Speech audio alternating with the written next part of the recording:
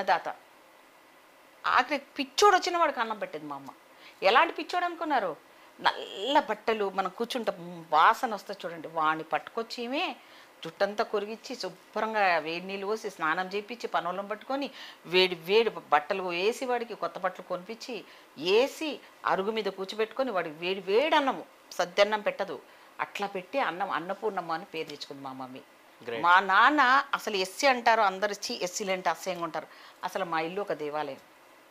పూజలండి, మా నాన్న సహస్రనామాలు అసలు ఆ పూజలు చేస్తాడు. మా నాన్న చదివినట్టు ఏ బ్రాహ్మణు కూడా చేయడు. ఇప్పుడు కూడా మాకు మల్లికార్జున ఇందుకు కుమరిల్లి మల్లెన్న పంతుళ్ళు కానీ, ఏలూరు నాచారం కానీ, యాదగిరిగుట్ట పంతుళ్ళు కానీ, మా నాన్న పేరు చాలా ఫేమస్. అంత భక్తితో ఆ పంతుళ్ళు వచ్చి మన ఇంట్లో ఉండేవాళ్ళు. ఇప్పుడు స్టిల్ ఆ రిలేషన్స్ మాకు ఉన్నాయి మా ఇంట్లో. అంటే నాకే తెలియదు 10th క్లాస్ వరకు మేము ఎస్సీస్ మని. ఓకే. అంటే అప్పటివరకు కూడా తెలియకుండా అవసరం ఏమొచ్చింది మాకు? పేదరికమా తెలియదు, ఆకలి తెలియదు, బట్టలా తెలియదు, ఏదైనా బాధ లోటు లేకుండా బతికాం కాబట్టి మనకు కమ్యూనిటీ ఫీలింగ్ రాలేదు. ఒకటి ఎప్పుడు వచ్చింది అంటే స్కూల్లో స్కాలర్షిప్ అందరికి ఇస్తుంటే ఏమి ఇస్తున్నారు నాకెందుకు ఇవ్వట్లేదు అని నేను వెళ్తే, అయ్యో ఇది ఎస్సీలకు ఇస్తారంట అంటే అప్పుడు ఏం పెట్టాలి అనేది అప్పుడే తెలియదు నాకు.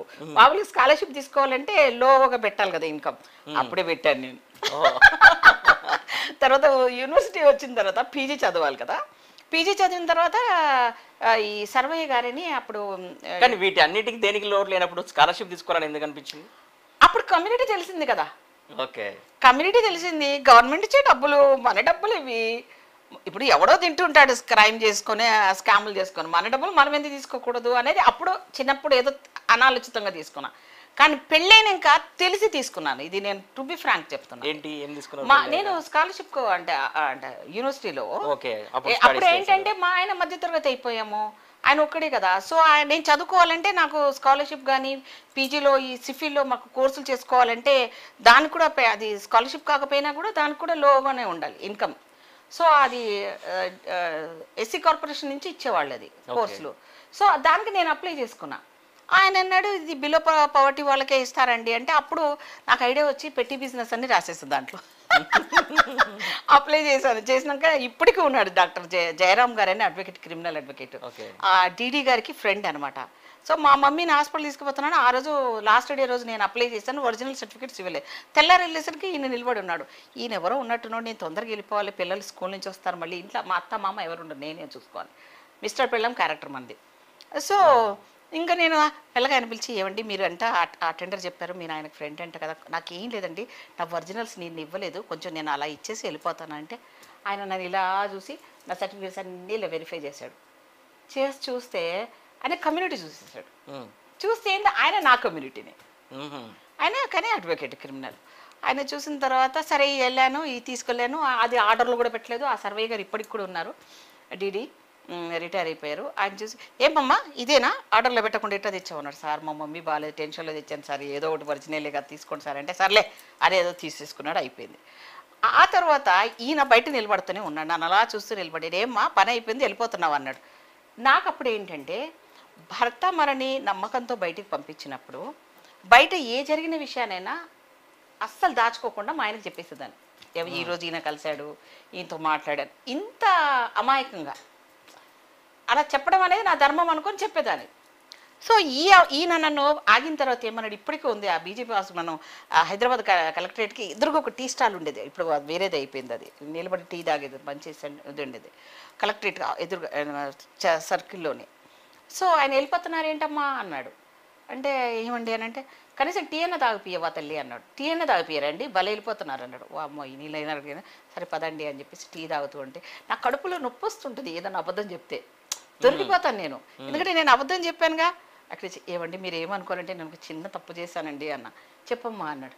ఏం లేదండి అక్కడ మా ఆయన ఏమో ఇదో ఈ పక్క బ్యాంక్లోనే మేనేజర్ అండి ఆయన, కానీ నేనేమో మరి నాకు కోర్స్ చదువుకోవాలనుకుంటున్నాను కదా, నాకు ఇంట్రెస్ట్ వచ్చింది కదా, అప్పుడు చిన్నప్పుడు లేదు ఇప్పుడు బాగా ఇంట్రెస్ట్ ఉంది, నేను చదవాలనుకుంటున్నాను, ఇదేమో పెట్టారు ఇన్కమ్ జనంగానే, అయితే నువ్వు ఇంకో స్టూడెంట్కి అన్యాయం చేస్తాను. ఎంతోమంది చేస్తున్నారులేండి, నేను చదవాలనుకో పెళ్ళైనగా చదువుకుంటాను అంటున్నప్పుడు నా విషయం లాంటి ఏముందిలే పర్లేదులేండి అన్నాడు. ఆయన టీ తాగి అన్నాడు, బాబోయ్ మీరు ఎంత మంచోళ్ళమ్మా, అసలు అబద్ధం చెప్పి వదిలేయచ్చు కదా, మళ్ళీ నాకు ఎందుకు నిజం చెప్పారు అంటే మీరు ఎంత నిష్కల్మషం ఉన్నారు, మీరు ఎంత ఫేర్ ఉన్నారు మీరు. ఇంకో విషయం తెలుసా, నేను మిమ్మల్ని అడిగి టీ ఎందుకు తాగాను, నాకు మీరు మీ కమ్యూనిటీ చూశాను, మీరు నేను బంధువులమే, మనము ఒకటే అనే అభిమానంతో నా దాంట్లో ఇంత మంచి అమ్మాయి ఉందా కమ్యూనిటీలో అని నేను సంతోషంతో నేను వచ్చాను. ఆయన మర్నాడు వచ్చేసాడమ్మా మా ఇంటికి. సాటర్డే ఒక మధ్యలో గ్యాప్ వచ్చింది, నంబర్ తీసుకున్నాడు. మాది గుడిమెలకపూళ్ళు ఇల్లు కొన్నాం, వెతుక్కుంటూ వచ్చేసాడు ఆయన. ఎందుకు వచ్చాడంటే సీరియస్గా మా ఆయన ఎలా అంటాడంటే, ఇక ఈగో ప్రతి మొగడికి ఉండే స్త్రీ మీద ఉండే అన్నీ ఉంటాయి కదా తెలంగాణ వాళ్ళు, చెప్తే కదా ఉండకపోవచ్చేమో అన్ని క్యారెక్టర్స్ ఇలా వస్తే ఆయన రమ్మని కూడా అనట్లేదు, ఇలా చూస్తున్నాడు. ఎవరండి అన్నాడు. నా పేరు జయరామండి, నేను కిచెన్లో ఉంటా, పక్కనే ఉంటా, జస్ట్ వినిపిస్తుంటుంది. లోపలికి అయితే రమ్మనండి సార్ నన్ను, మీ వాడిని అనేసి పాపం ఆయనంతగా ఆయన వచ్చాడు. వచ్చి కూర్చున్నాడు. కూర్చున్న తర్వాత, కాదు సార్ నేను నిన్న మీ భార్యను కలిశాను, పుష్పమ్మను కలిశాను అని ఇట్లా కలుసుకుంటూ మాట్లాడుతుంటూ, సార్ నేను ఒక విషయం చెప్తామని వచ్చాను. ఇదంతా ఒక 5 minutes లోపలేనండి. నేను కిచెన్లో నుంచి స్పూన్ అట్లా చపాతీలు, అదే మిస్టర్ పెల్లం క్యారెక్టర్ అన్నాం కదా, ఇట్లా కిచెన్లో నుంచి వచ్చి నిలబడి వింటున్నాను. ఆయన ఏం చెప్తాను. ఆయనండి సార్ నేనైతే రాత్రంతా నిద్రపోలేదు అన్నాడు. ఫస్ట్ డే లగినంగానే ఎవడన్నా పరాయి వాడి బుర్రలు వేడైపోతుంది కదా. వాడు అన్నాడు. ఎందుకండి అన్నాడు. ఏం లేదండి, రాత్రి నేను ఈ అమ్మాయి మొత్తం బయటటే చూశాను, ఈ అమ్మాయిని 5 నిమిషాల్లో మాట్లాడేశాను, కానీ నాకు ఎంత సంతోషమైందో, నిద్రలు కూడా రాలేదండి. నా కమ్యూనిటీలో నా జాతిలో ఇలాంటి బిడ్డ ఉంది, ఇంత మంచి ఆడబిడ్డ ఉందా అని నాకు అనిపించిందండి.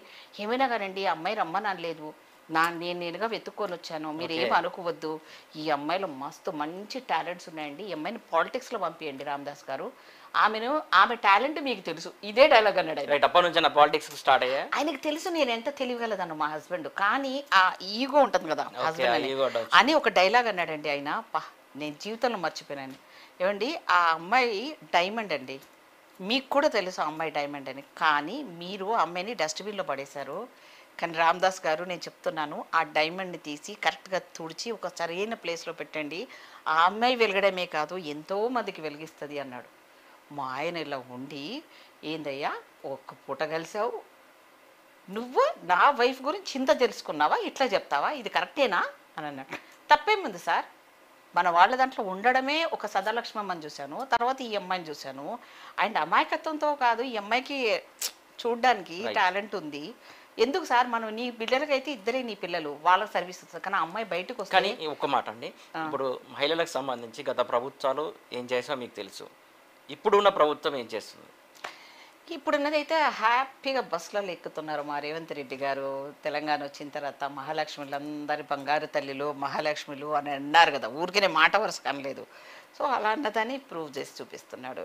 సో అంటే ఎక్కడైతే స్త్రీని గౌరవించబడతామో, ముఖ్యంగా మన తెలంగాణ వాళ్ళది ఏంటంటే ఆడబిడ్డది చాలా సెంటిమెంట్ ఉంటుంది మనకి. నువ్వు సొంత తమ్ముడు అయినా సరే నువ్వు సరిగ్గా చూడలేదనుకో, తిరిగి వాడి ఇంటికి గడప కూడా దొక్కం మనం. నువ్వు పెట్టకున్నా పొయ్యకున్నా సరే ఆ ఆడబిడ్డ వెళ్ళేటప్పుడు ఆ కడపని టచ్ చేసుకుని వెళ్తుంది, నా అన్నదమ్ములు చల్లగా ఉండాలి అని. కొంతమంది మూర్ఖులు ఆడపిల్లల్ని సరిగా చూడరు, అసలు పిల్లల మాట లేని వాళ్ళ పిల్లలకు కూడా ఇంకొకరికి ఆడబిడ్డే ఉంటారు.